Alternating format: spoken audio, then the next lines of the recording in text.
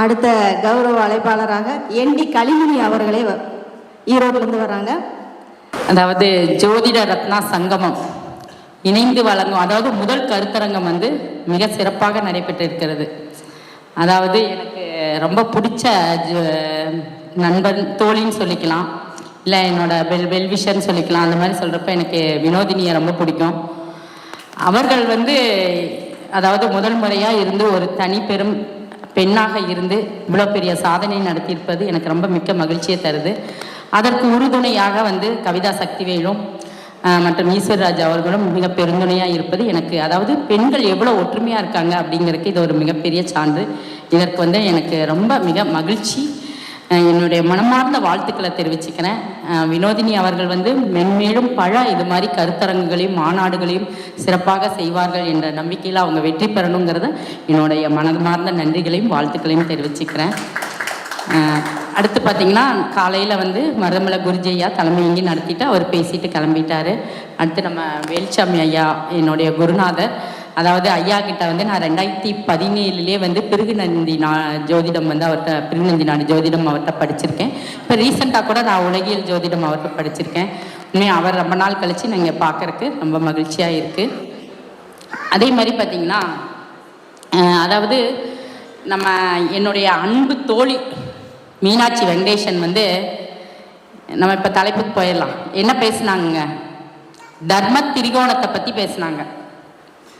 என்ன பேசுனாங்க? 1, 5, 9 பற்றி பேசுனாங்க. எனக்கும் தாங்க தர்மம் பண்ணலான்னு எண்ணம் இருக்குங்க. ஆனால் என்னால் தர்மம் பண்ண முடியுமா? அதுக்கு என்ன வேணுங்க? காசு, பணம், துட்டு, மணி வேணுமா இல்லையா? பொருளாதாரம் இருந்தால் தானே நம்ம தர்மம் பண்ண முடியும். ஓகேங்களா? பணம்னா யாருக்காவது பிடிக்காது, வேண்டான்னு சொல்லுவீங்களா? எல்லாருக்கும் பிடிக்கும் தானே. இப்போ நான் அவங்க 1, 5, 9 பற்றி பேசினாங்க. நான் 2, 5, 8, 11 பற்றி பேசலான் இருக்கேன். எப்படிங்க? ஓகேங்களா? பேசலாங்களா? ஏன்னா ஒரு தர்மம் செய்யணும் அப்படின்னு எண்ணம் மட்டும் இருந்தால் நம்ம அதை செயல்படுத்த முடியுமா? முடியாதல்லவா? அப்போ அங்கே அர்த்த திரிகோணமும் இயங்க வேண்டும் இல்லையா? அப்போ நமக்கு பொருளாதாரம் இயங்க வேண்டும். இப்போ இந்த பொருளாதாரத்தில் நம்ம ஜோதிடத்தில் பணம்பர ஸ்தானங்கள்னு சொல்லிட்டு எதை சொல்லுவாங்க? 2, 5, 8, 11 சொல்லுவோமா? ஓகேங்க. இந்த 2, 5, 8, 11 எந்தெந்த மாதிரியான வருமானத்தை நமக்கு கொடுக்கும் அப்படிங்கிறத நம்ம முக்கியமாக பார்க்கணும் இல்லைங்களா? எல்லாமே ஒரே மாதிரி வருமானத்தை கொடுக்குமா? கொடுக்காது இல்லையா? 2 ஒரு மாதிரி வருமானத்தை கொடுக்கும், 5 1 ஒரு மாதிரி கொடுக்கும், 8 ஒரு மாதிரி கொடுக்கும், 11 ஒரு மாதிரி கொடுக்கும் இல்லையா? அப்ப இந்த இடத்துல நமக்கு எந்தெந்த மாதிரி வருமானம் எந்த வழியில வரணும்? இப்ப நம்ம ஜாதகத்தை பார்த்த உடனே உங்களுக்கு வருமானம் இப்படிதான் வரும் அப்படின்னு நம்ம சொல்றோம் இல்லையா? அதெல்லாம் எதுனா இதை வச்சுதான் நம்ம சொல்றோம். அப்ப ஒருத்தருடைய ஜாதகத்துல 2, 5, 8, 11 யாருக்கெல்லாம் ஏதோ ஒரு வகையில நட்சத்திரத்திலாவது இல்ல ஏதோ ஒரு வகையில இனிவு பெற்றிருந்ததுன்னு வச்சுக்கோங்களேன், அவங்க கண்டிப்பா கோடீஸ்வரராதான் இருப்பாங்க. நீங்க எழுதி வச்சுக்கலாம். 2ஆம் அதிபதி 5ஆம் அதிபதி நட்சத்திரத்திலோ இல்லது 8ஆம் அதிபதி நட்சத்திரத்திலோ இது 11 அல்லது சார பரிவர்த்தனையோ இல்லை பரிவர்த்தனை பெற்றிருந்தாலோ இந்த சம்பந்தம் இருந்தால் மட்டும்தான் அவர்கள் கோடீஸ்வரராக இருப்பாங்க. இந்த ரூல் நீங்க நோட் பண்ணி வச்சுக்கலாம். ஓகேங்களா? அப்ப இந்த பணபரஸ்தானம் இயங்குது எப்படி, ஒவ்வொருத்தருக்கும் எந்த மாதிரி வருது அப்படின்னு பார்க்கணும். இப்ப 2ஆம் இடம் நம்ம ஜெனரலா என்ன சொல்லுவோம்? தனம், குடும்பம், வாக்கு அப்படின்னு சொல்லுவோம் இல்லையா? அப்ப நமக்கு தனத்தை தரக்கூடிய இடம் 2ஆம் இடம். அப்ப அது காலபுருஷனுக்கு எத்தனாவதா வருதுங்க? ரிஷபம் வருதா? அது சுக்கிரனோட வீடு இல்லையா? அங்க என்ன கிரகம் உச்சமாகுதுங்க? சந்திரன் உச்சமாகிறாரு இல்லையா? அப்ப நமக்கு வரக்கூடிய வருமானம் 2ஆம் இடத்தை சொல்லக்கூடிய வருமானம் நமக்கு தினமும் வரக்கூடிய வருமானத்தை குறிக்கும். ஓகேங்களா? அதாவது நமக்கு தினமும் வரக்கூடிய வருமானம் நமக்கு சந்திரன். அப்ப ஒருத்தருக்கு சந்திரன் நல்ல இடத்துல இருக்கு, லக்னத்திலேயோ இல்ல லக்னாதிபதியோ சேர்ந்து இருந்ததுன்னு வச்சுக்கோங்களேன், அவர்களுக்கு தினமும் வருமானம் வரும். இப்ப நம்ம ஜோதிடர்களாகிய நம்ம எல்லோருமே சந்திரன் ஏதோ ஒரு விதத்துல 2ஆம் அதிபதியோட சம்பந்தப்பட்டு இருப்பாங்க. ஓகேங்களா? இப்ப என்னோட ஜாதகத்திலே எடுத்துக்கோங்க. என்னங்க? ரொம்ப எக்கோவா இருக்கா? மெதுவா பேசணுமா? மைக். ஆமா, எனக்கே ஒரு மாதிரி குரல்.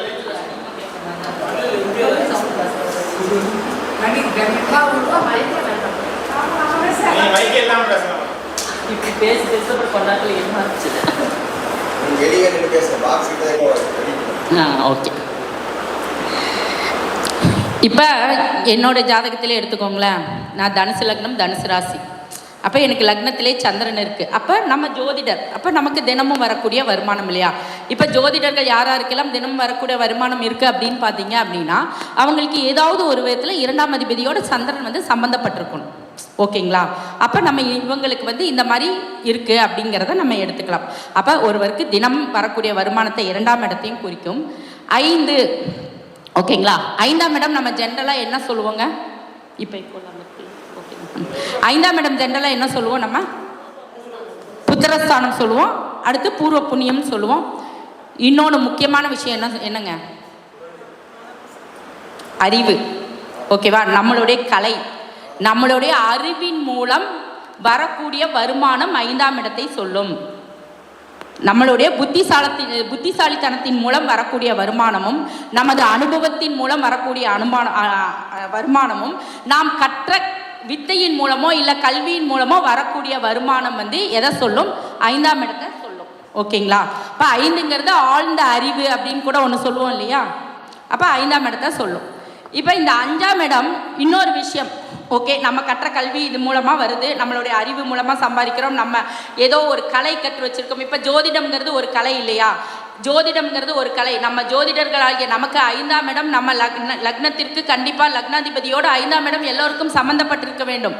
அவர்கள் தான் மிகப்பெரிய ஜோதிடர்களாக இருப்பாங்க. ஓகேங்களா? அப்போ அது 5ஆம் இடம் சம்மந்தப்பட்டிருக்கணும்.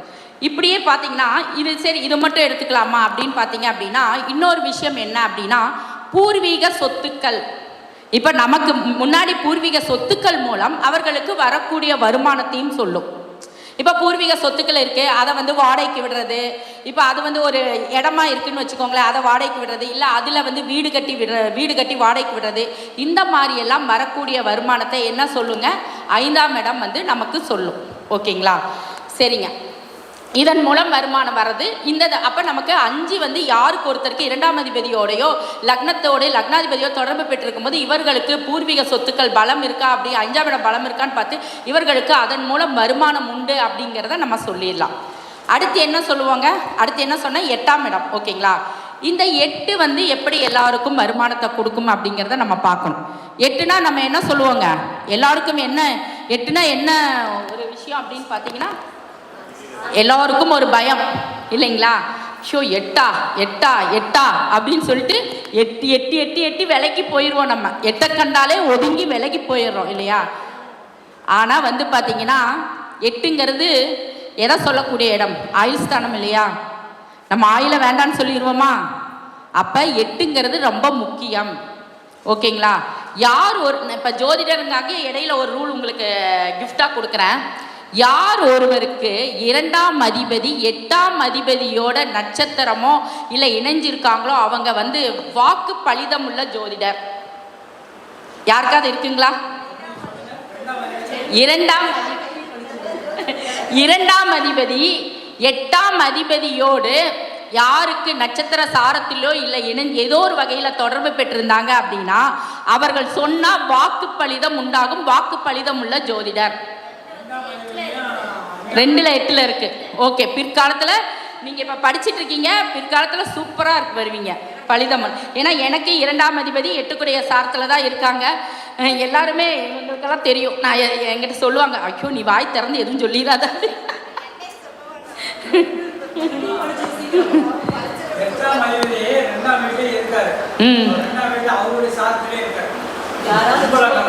சரிங்க சரிங்க சரி.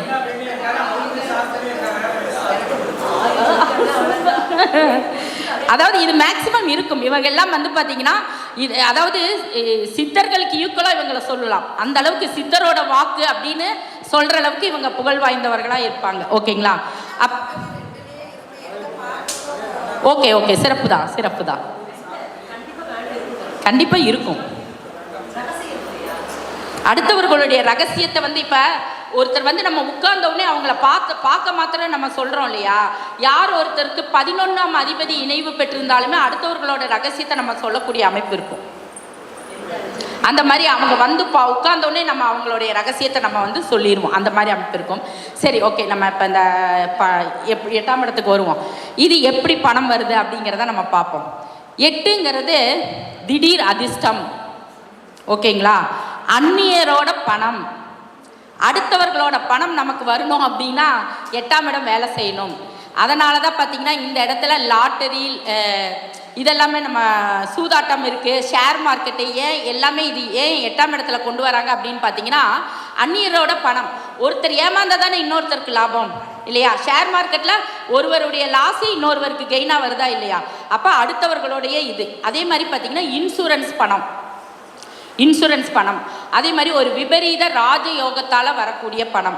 இப்போ ஒரு விபரீத ராஜயோகம் அப்படின்னா என்ன அப்படிங்கிறது, நம்ம ஒரு விபரீதம் நடந்து அதன் மூலம் நமக்கு கிடைக்கக்கூடிய ராஜயோகம்.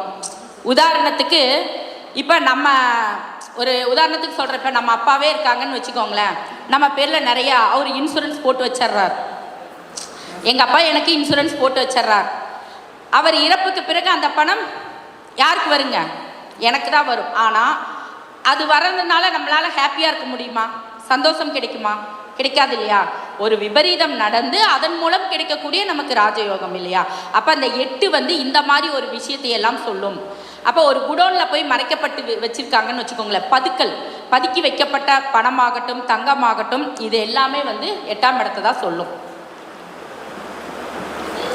அப்போ அடுத்தவர்களோட பணம், சூதாட்டம், லாட்ரி, ஏஜென்சிஸ், மறைமுக வருமானம், இதில் எல்லாத்த விட மறைமுக வருமானம், இன்டைரக்டான பிஸ்னஸ் பண்ணுறது, மறைமுக வருமானம் எல்லாமே இந்த 8ஆம் இடத்தை சொல்லும். அதே மாதிரி கணவருக்கு மனைவியின் மூலம் சொத்துக்களோ இல்லை மனைவிக்கு கணவர் மூலம் வருமானத்தையோ கொடுக்கக்கூடிய இடமும் 8 தான். ஏன்னு சொல்லுங்கள், 7க்கு 2ஆம் இடம் இல்லையா? அப்போ அந்த 8ஆம் இடம் அந்த வருமானத்தையும் சொல்லும். ஓகேங்களா? அடுத்து இந்த வருமானம், இந்த 8ஆம் இடத்தை வச்சு நம்ம இந்த வருமானத்தை இவங்களுக்கு இப்படியெல்லாம் வரும். இப்போ ஒருத்தர் வந்து கேட்குறாங்க, நான் வந்து லாட்ரியில் பணம் இன்வெஸ்ட் பண்ணலாமா, ஷேர் மார்க்கெட்டில் இன்வெஸ்ட் பண்ணலாமா, நான் லாட்ரி சீட் வாங்கலாமா, இந்த மாதிரி கேட்டாங்க அப்படின்னா இந்த பாவங்கள்லாம் இணைவு இருந்தால் இந்த மாதிரியெல்லாம் சொல்லலாம். இதே வந்து கொஞ்சம் அந்த 8 கொஞ்சம் பாதிப்பில் இருந்தது அப்படின்னா நீங்கள் அந்நியரால் ஏமாற்றப்படுவீர்கள்ங்கிற விஷயத்தையும் நம்ம சொல்லணும். அதுவும் முக்கியம். அப்போ உங்கள் பணம் அந்நியருக்கு போகுங்கிற விஷயத்தையும் நம்ம சொல்லணும். அப்போ இதெல்லாம் வந்து எப்படி இருக்குது அப்படிங்கிறத அந்த கிரக இணைவுகள் வச்சு எப்படி இருக்குங்கிறத பார்த்து சொல்லணும். அடுத்து நம்ம 11க்கு வருவோம். 11னா என்னங்க? 11ல் என்னென்ன இருக்குது சொல்லுங்கள் பார்க்கலாம். உல்லாசம், லாபம், ஓகே. அப்புறம் பேராசை, ஓகே. அப்புறம் வேறு என்ன முக்கியமான விஷயம்? மூத்த சகோதரம், ஓகே.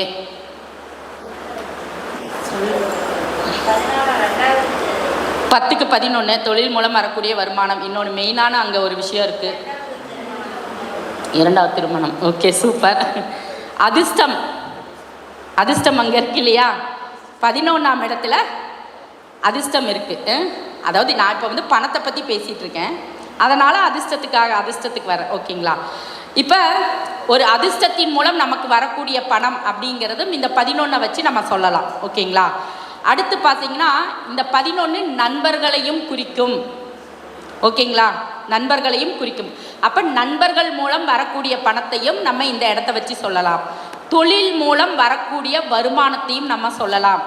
மாமியார், ஆண்கள் ஜாதகத்தில் மாமியார் எத்தனாம் இடங்க? 10ஆம் இடம் இல்லையா?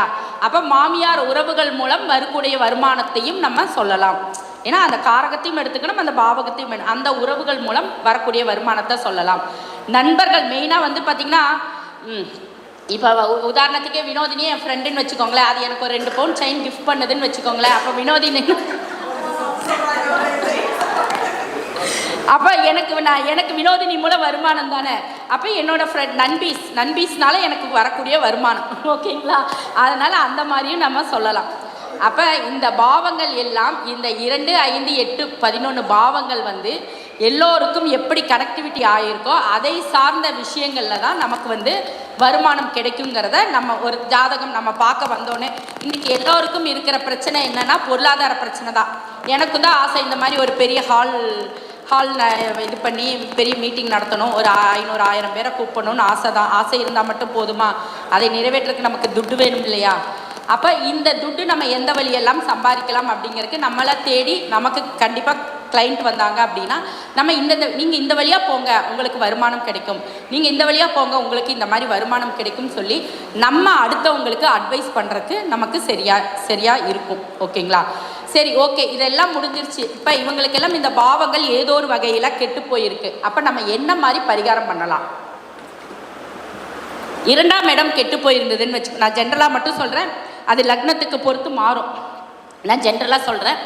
2ஆம் இடம் கெட்டு போயிருந்தது அப்படின்னா நீங்கள் கண்டிப்பாக யாருக்காவது உணவு தானம் செய்ய வேண்டும். உணவு தானம் செஞ்சீங்க அப்படின்னா ஏதோ ஒரு வகையில் உணவு தானமோ ஏதோ ஒன்று பண்ணினீங்க அப்படின்னா உங்களுக்கு அதில் இருந்து கண்டிப்பாக ஒரு பெரிய விமோச்சனம் உங்களுக்கு கிடைக்கும், பொருளாத ஒரு சிறப்பான இது நடக்கும். இதே 5ஆம் இடம் கெட்டு போயிருந்தது அப்படின்னு வச்சுக்கோங்களேன்.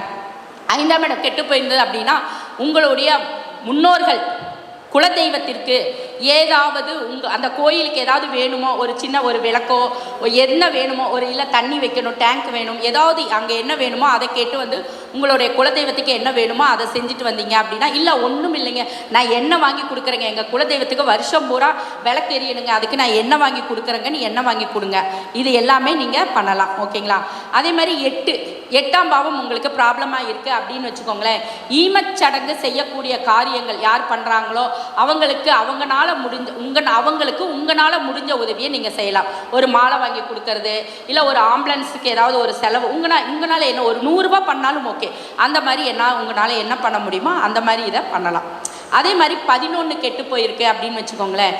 இவங்களுக்கு நீங்கள் என்ன பண்ணணும் அப்படின்னா, உங்களுடைய நண்பர்கள் ஆகட்டும், உங்களுடைய மூத்த சகோதரர்கள் ஆகட்டும், அவங்களுக்கு ஏதாவது கிஃப்ட் வாங்கி கொடுக்கறது ஏதாவது பண்ணினீங்க அப்படின்னா உங்களுக்கு அந்த இது வந்து உங்களுக்கு சரியாக போய் கண்டிப்பாக ஒரு நிவர்த்தி கிடைக்கும்.